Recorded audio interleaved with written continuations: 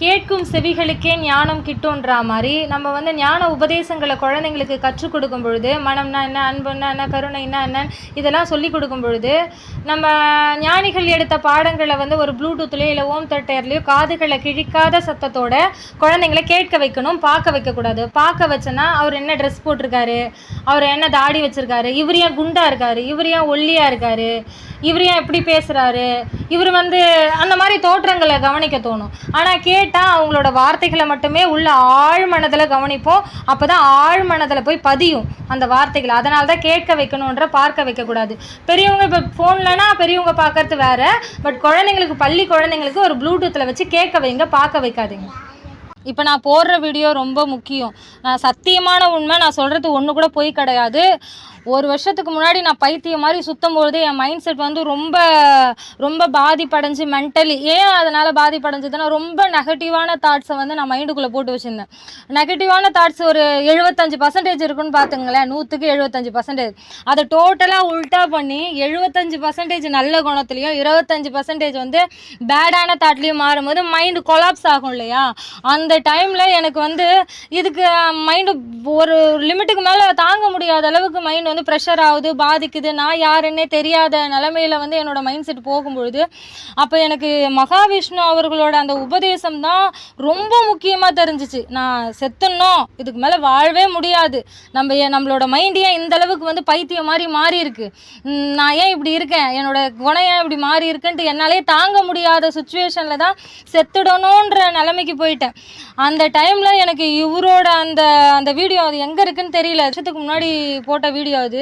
ஒரு கிட்டத்தட்ட நான் 3 வாட்டி பார்த்துட்டேன் அந்த வீடியோவை. 3 வாட்டி நான் உள்ள ஆழமாக பதிய வச்சேன். அவர் சொல்கிற ஒவ்வொரு வார்த்தையும் வந்து உரைச்சிச்சு.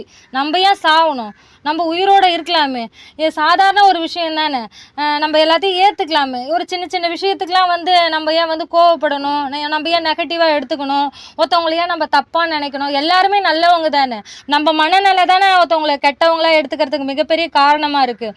அதே மாதிரி பேயா சுற்றுவோம், அலைவோம், யாருமே உதவி செய்ய வரமாட்டாங்க. சித்தர்கள் கூட நமக்கு உதவி செய்ய மாட்டாங்க பேயா சுற்றும் போது.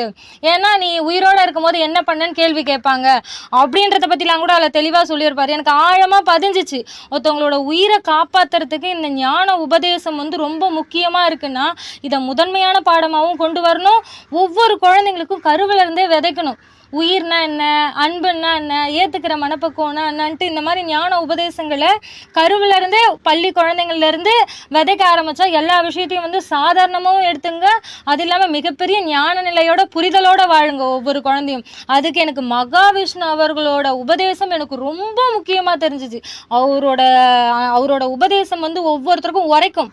ஏன் உரைக்கும்னு சொல்கிறேன்னா, உணர்வில் பதிய வைக்கும் போது நம்ம செயல்பாட்டுக்கு கொண்டு வரும்பொழுது அந்த அனுபவ பாடத்தில் இருக்கும்போது மகாவிஷ்ணு அவர்களோட அந்த உபதேசம் தான் முக்கியமானது.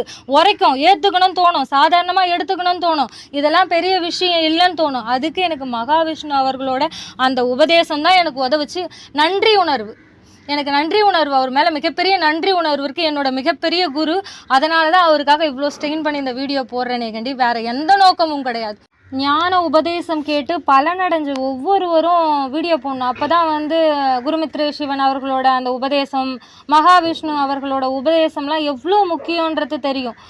இதெல்லாம் தெரியாமல் நம்ம வந்து இப்போ கஷ்டத்தை மட்டும் சொல்லிட்டு போயிடுறோம். அதுக்கான பலனையும் கொஞ்சம் ஓப்பன் பண்ணி பேசும்பொழுது தான் ஞானம்தான் ரொம்ப முக்கியன்றது ஒரு பள்ளிகளில் கூட உரைக்கும். சரிங்களா?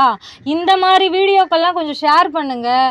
இதை பகிரும் பொழுது தான் வந்து எல்லாருக்கும் ஞான பாடம் ரொம்ப முக்கியம். அதுவும் குழந்தைங்களுக்கு தற்கொலை பண்ணாமல் இருக்கிறதுக்கு மிகப்பெரிய உதவிகரமாக இருக்கும் இந்த ஞான பாடம்.